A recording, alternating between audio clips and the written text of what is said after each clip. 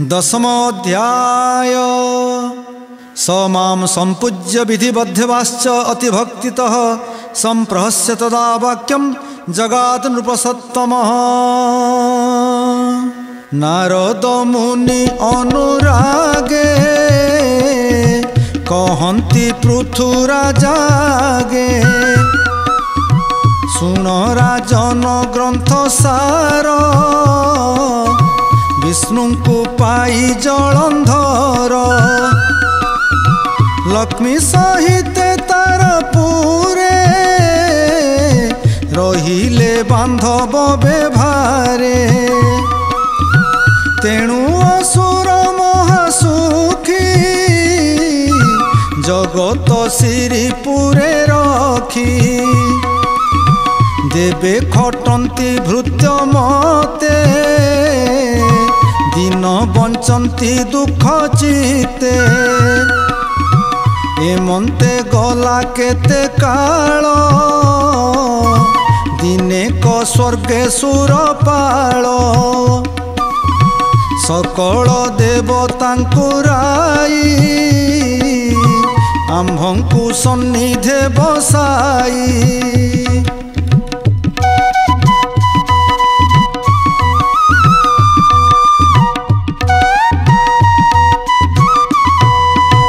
वासव उवाच कहन्ति देव पुरंदर हे मुनि शुण दुख घोर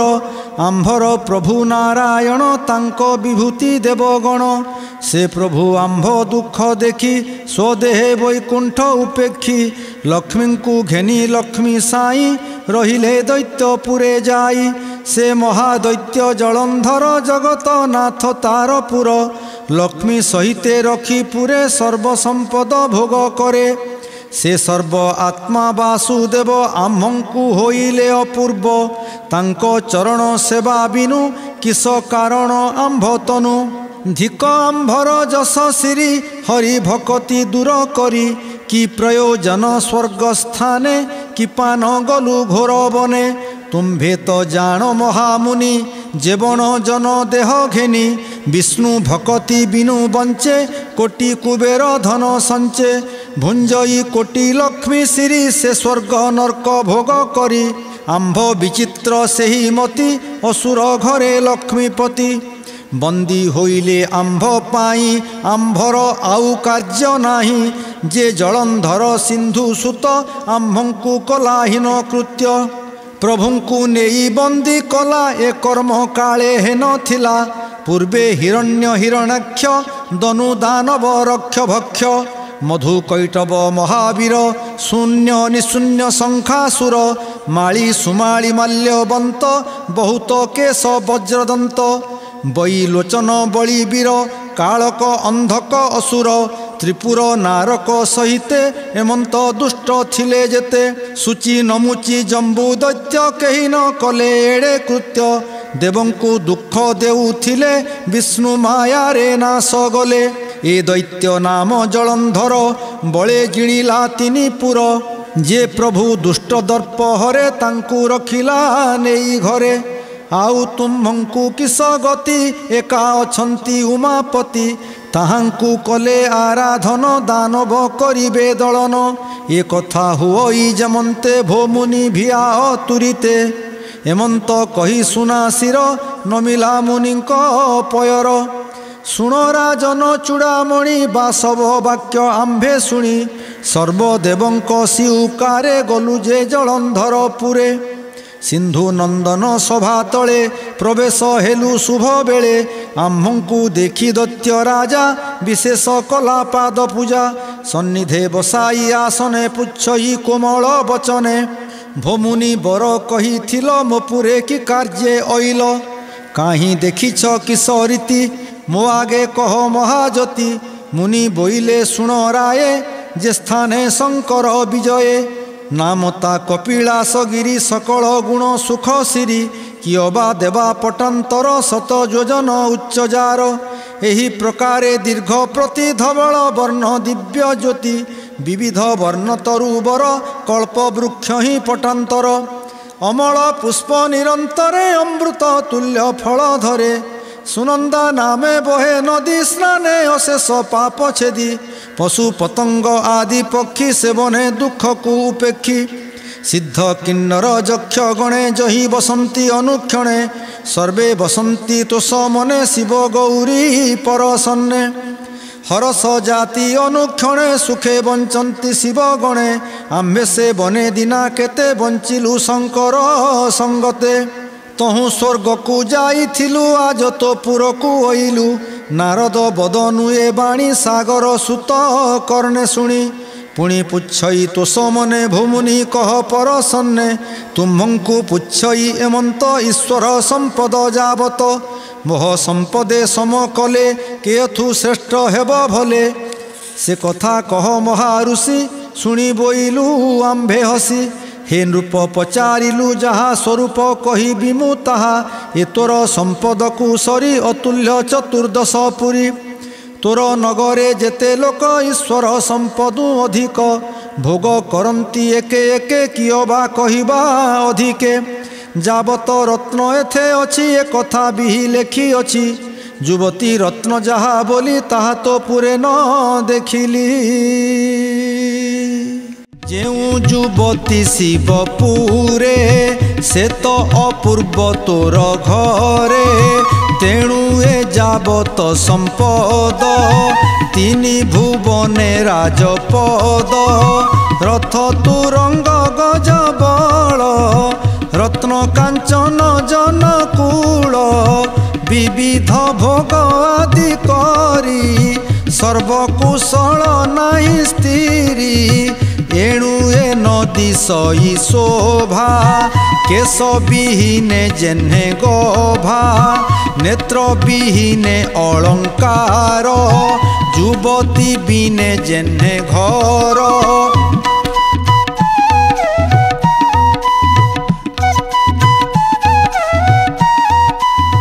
शुण राजन सिंधु बस एणु संपद तोर तुच्छ एमंत वाक्य शुणी राजा मने पाइला महालज्जा अल्प क्रोध मने धरी पुणी पुछई दंडधारी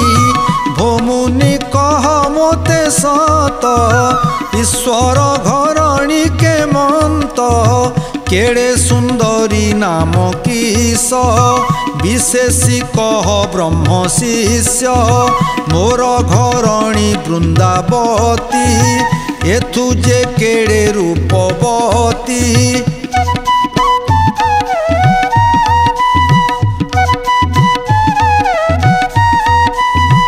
आवर अपसरा गणे रूपे सुंदरी जणे जणे रंभा में नका तिलोत्तमा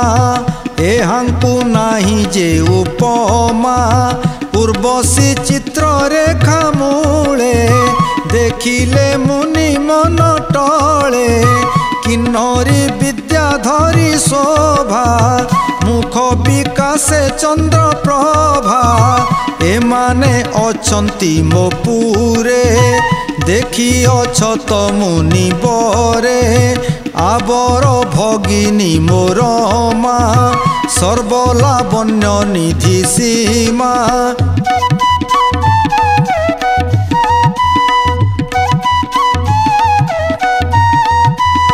कोटिए गुणे सुलक्षणी सर्वस्त्रींक शिरोमणि जगन्नाथंकर घरणी सेही मो पुरे छंती पुणी नित्य तांकर दर्शने आसंती देवस्त्री माने ताहांकु देखुछंती डोळे तुम्भे कहिल शिव आळे एथु सुंदरी स्त्री अछि ए सर्वत तुले न गछि ए बड़ लागिला संदेह भोमुनि एही कथा कह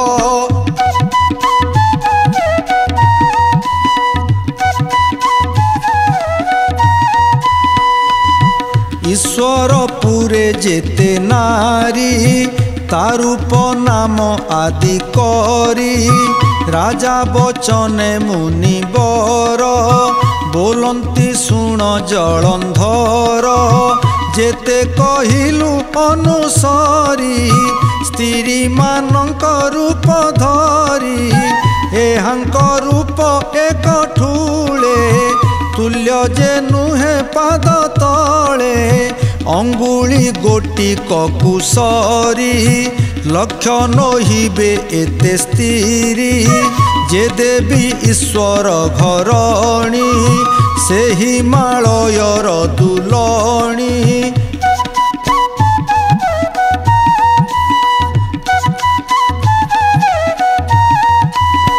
पर्वत उत्पत्ति जेणु पार्वती नाम तार तेणु गौर देखी तार कांति कनक मने कला भ्रांति अग्नि रे पसीण झासिला तातुले रूप न लभिला किस कहिबा तार गुण हे राजा एक मने शुण ईश्वर कल्पे तप कले तेणु से कन्या को पाइले विधाता कन्या रूप देखी विचार कला अष्ट आखि एहा सदृशे एक नारी विष्णु को देवी विभा करी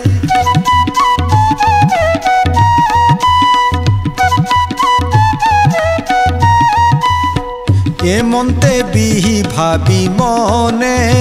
रचिला पार्वती विधाने शत बरस एक चिते निर्माण कला बहुमते पार्वती रूप को देखिला केबे समन गछिला तेणु विधाता लज्जा पाई समुद्रे पकाइला नेई से कन्या लक्ष्मी रूपे जात काले ता लभिले अच्युत से एबे तोर पुरे अछि तांकु की पार्वती को गछि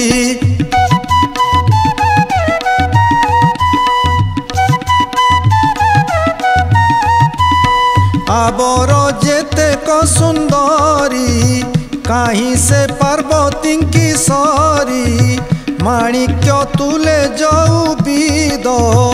अमृत तुले गुड़ स्वाद कनक संगे पट्ट फूल लक्ष्य की कले हे बतूल कामधेनुर संगे गाई जेते अंतर अबा होई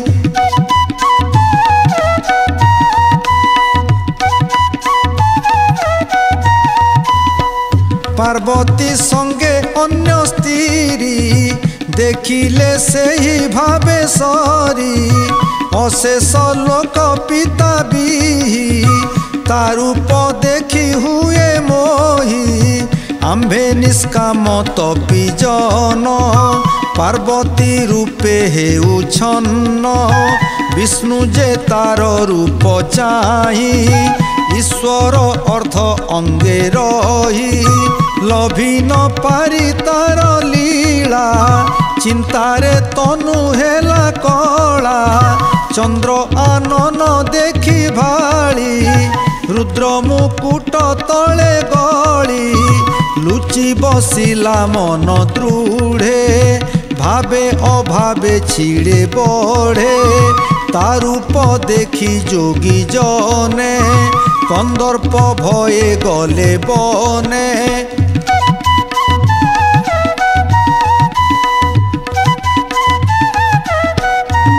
बेनी नयन बुझी बसी आत्मारे मन को निवेशी शिव जे तार रूप देखी जतने कले तिनी आखि पासरु न छाड़ती क्षणे मन निवेशी प्रिया गुणे से पुण जेमंत युवती शिव ताहाकु नोहे पति स्वभावे रुद्र जोगी बेश मस्तक जटा अंगे भस्म एमंत बेश शिव धरी विलास कले दिव्य नारी एमंत अविवेक बिहि काहि संचिला नहीं काहि एड़े संपद देई तोरे युवती रत्न नाही घरे एणु न शोभे तोर पुर एमंत कही मुनिवर क्षणके ब्रह्मलोक जाई दैत्य को उच्चाट कराई नारद वाक्य शुणी कर्णे से जलंधर पांची मने गौरी रूपे अनुसरी कंदर्प बाणे तनु घारी सकल चिंता एड़ी दूरे तनु तापित कामज्वरे एकांत स्थाने जलंधर राइला सिंहिका कुमर ताकू बोइला जाओ बेगे हर उद्यान वन भागे से बने कपिलास गिरी भेटिबु जाई त्रिपुरारी तांकू कहिबु मो संदेश बोलिबु राजा सिंधु शिष्य नाम ताहार जलंधर सर्वभुवने एकाबीर विष्णु सहिते सर्वदेवा ताहाकू करुथंती सेवा से जहा मागई जहाकू के अच्छी न दियंती ताहाकू तुम्भे जे बन घरे थाओ राजांकू किछि ही न दियो ए कथा नहे भलपण एबे नृपति आज्ञा शुण तुम्भ घरणी हैमवती युवती रत्न रूप कांति राजार योग्यतांकू दियो निश्चिंते तप करुथाओ स्वभावे जतिंकू युवती संगते थिले हे विपत्ति एमंत कह हर आगे शिवाकू घेनी आस बेगे एमंत नृपति आदेशे राहु चलिला कपिलासे मिलिला जाई शिवपुरे नंदी जे थिला सिंहद्वारे ताकू कहिला दूत बेगे नंदी जणाए रुद्र आगे राहु को घेनी गला आसी विजय करी अछि काशी सुवर्ण मंडप उपरे रत्न वेदिका व्याघ्रांबरे पाटर नेत तुली पाड़ी सबती कुसुम पाखुड़ी कर्पूर गुंड तले बिंची पनीर निरपा से सिंची उपरे चंद्रातप टाणी से पूरे विजय शूल पाणी जोग आसने सदानंद घूर्णित नेत्र अरविंद शुद्ध स्फटिक तनु कांति विविध मणि विराजंती जटा मुकुट शिरे शोभा ललाटे अर्ध इंदु प्रभा कर्णे कुंडल वसुमती पार्शु पारुषे पशुपति पारुषे पारुषद गणे खटी अछंती जणे जणे कोले पार्वती छंती बसी क्षीर समुद्रे जेन्हे शशी एमंत शिव अवकाशे अछंती शिव गण पासे राहु दर्शन कला जाई मंडप तले उभा होई सम्मुखे जोड़ी बेनी कर बोइला शुण देवहर मु जलंधर राजा दूत तुम छामुरे उपगत जेउ निमंते अछि आसी ए कथा शुण देव काशी जे राजा नाम जलंधर सागर सुत महावीर विधाता बले महाबली युद्धे ऐरी कुलदली विष्णु सहिते बेजते रखिला आपणा आयत्ते सर्वसंपद ठुल कला युवती रत्न न पाइला तेणु नृपति मने चिंता कि जोगे पाइला वारता तुम्भर प्रियवती जेहु युवती कूले रत्न सेहु गौरी हिमवंत झियो जलंधर को ताकू दियो तुम्भे स्वभावे तपचारी तुम्भंकु अभूषण नारी संसारे जेते द्रव्य सार राजा को दियो उपहार तुम्भ युवती गोटी दियो निश्चिंते सर्व शुभे थाओ एमंत राहु वाक्य शुणी ईश्वर स्तंभीभूत पुणी कोपे न दियंती उत्तर पुरुषे हेला अवतार रुद्र ललाटू अवतरी घोर नृसिंह रूप धरी शुक्ल वर्ण तार तनु ज्योति विराजे कोटि भानु चंचल जिह्वा विद्यु कांति असीम नख दंत पंती उत्कट लोम दीर्घ रड़ी पिंगल केश ऊर्ध्वे बढ़ी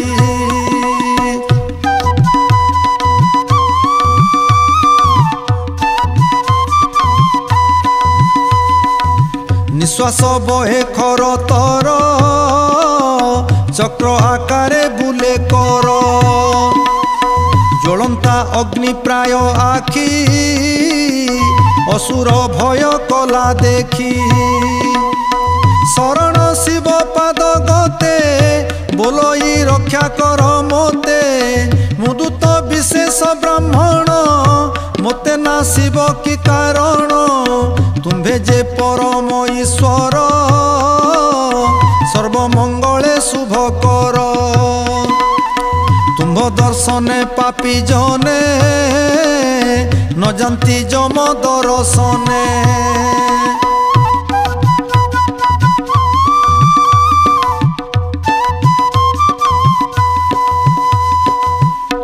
ଖଣ୍ଡନ୍ତି ଅଶେଷ ବିପତ୍ତି ଭୁଞ୍ଜନ୍ତି କୁବେର ସମ୍ପତ୍ତି। ଏମନ୍ତେ ମହିମା ତୁମ୍ଭର ଭୋ ପ୍ରଭୁ ମୋତେ ରକ୍ଷା କର। ଦର୍ଶନ ଫଳ ଆଜ୍ଞା ହେଉ ମୋର ଅପରାଧ କ୍ଷୟ ଯାଉ। ଏମନ୍ତ ରାହୁ ମୁଖୁ ସ୍ତୁତି ଶୁଣି ସନ୍ତୋଷ ଉମାପତି। ରାହୁକୁ ରଖିଲେ ଗୋସାଇଁ ଉଭୟ ହସ୍ତ ଶିରେ ଦେଇ। ତା ଦେଖି କୋପିତ ପୁରୁଷ ବୋଲଇ ଖାଇବି ମୁଁ କିସ।